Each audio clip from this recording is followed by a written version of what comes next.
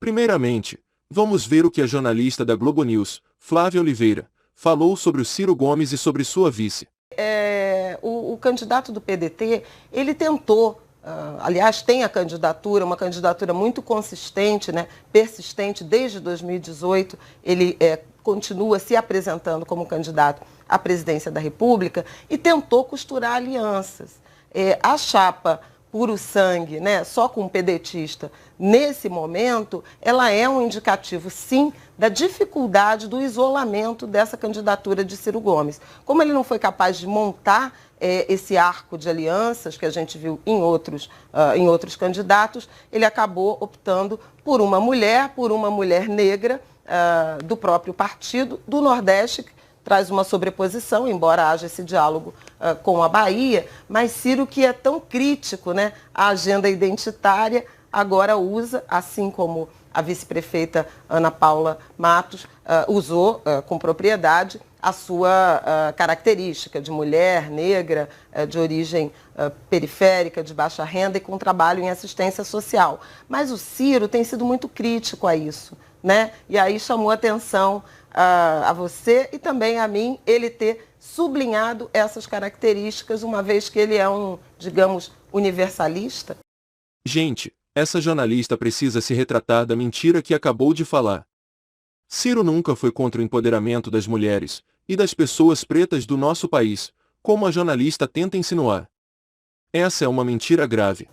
Pois é, passando o recibo ali, né? Tentando exaltar a questão identitária, mas claramente quando é algo da ordem natural, você o faz diariamente, né? Dentro de uma prática comum e não numa... Claramente ele vai fazer e tentar fazer um uso político dessa diversidade que a sua vice representa. É enojante escutar tanta mentira de jornalistas, que parecem mais militantes do PT. Elas falam como se o Ciro não se importasse em nada com a questão do racismo e com as pessoas pretas do país.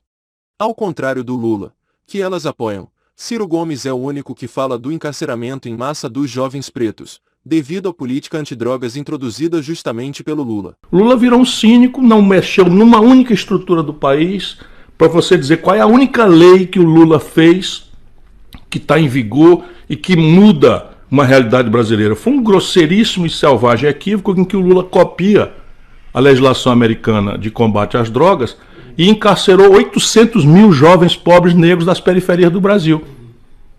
E mais nada. Está aí essa turma aí da lacração, da grosseria, da violência. Eu faço uma pergunta simples. Qual é a inovação institucional que o Lula introduziu na vida brasileira? Quando ele terminou o mando de 4 mandatos dele, 5 pessoas, os dedos de uma mão acumulam a renda de 100 milhões de brasileiros mais pobres. Portanto, quem usa politicamente, principalmente, em palanques, a questão identitária é o Lula, que fala uma coisa e faz outra totalmente diferente quando governa o país. Agora, vamos ver o que de fato Ciro Gomes fala sobre a questão identitária nas eleições, que é muito diferente do que as jornalistas insinuaram. No meu partido, o PDT, tem um movimento específico, o PDT Diversidade, não é, que cuida especificamente de tensionar toda a discussão e a minha própria cabeça sobre essas questões. Eu tenho um programa de governo explícito, a ideia de dar lugar de fala, de ter um locus institucional para representar, né, essa comunidade, que é uma comunidade absolutamente discriminada, sofrida. O Brasil está nos rankings internacionais como o país que mais comete violência contra a comunidade LGBTQIA+, e nós precisamos estar muito atentos a isso. Por favor, não me confunda. Eu apenas estou querendo dizer o seguinte: vamos abrir o debate eleitoral.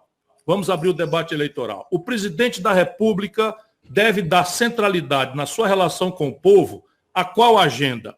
E aí é que está a questão. Se nós fizermos uma agenda sobre salário, que o salário mínimo hoje é o menor poder de compra dos últimos 16 anos. Emprego, nós temos a maior quantidade de desempregados abertos da história do Brasil.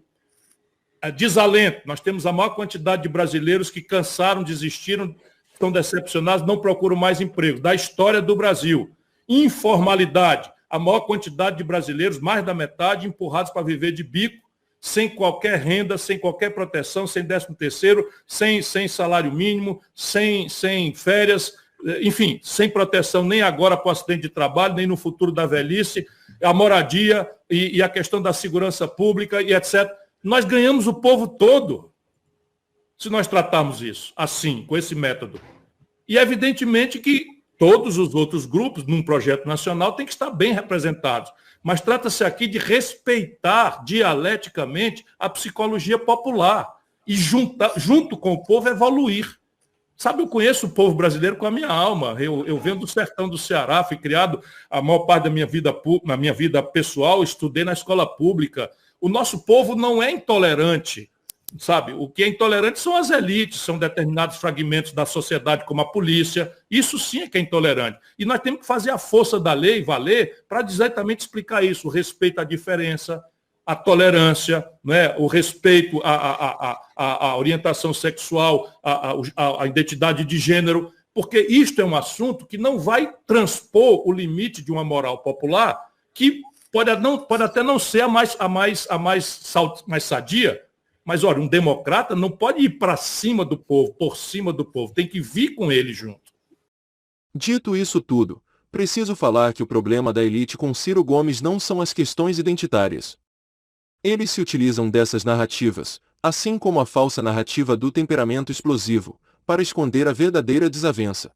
Na própria fala da jornalista da Globo News, na última entrevista que Ciro Gomes concedeu, fica explícito qual é o verdadeiro problema deles com o Ciro. A outra coisa, essa decisão de reduzir juros a partir do Banco do Brasil e da Caixa Econômica foi aplicada no governo Dilma, né? Com consequências que aí a gente vai discutir aqui. Mas não é essa a minha pergunta, não. Porque me dá vontade de dizer, me respeite. É só para sublinhar que não a Dilma, sobre ser uma senhora respeitabilíssima, não cometeu nenhum crime, a Dilma foi um desastre completo. A Dilma fez isso, né? Não é nada disso que eu estou propondo, não. Me dá vontade de dizer, me respeite. As pessoas querem desqualificar, mas a questão básica é o efeito cartel.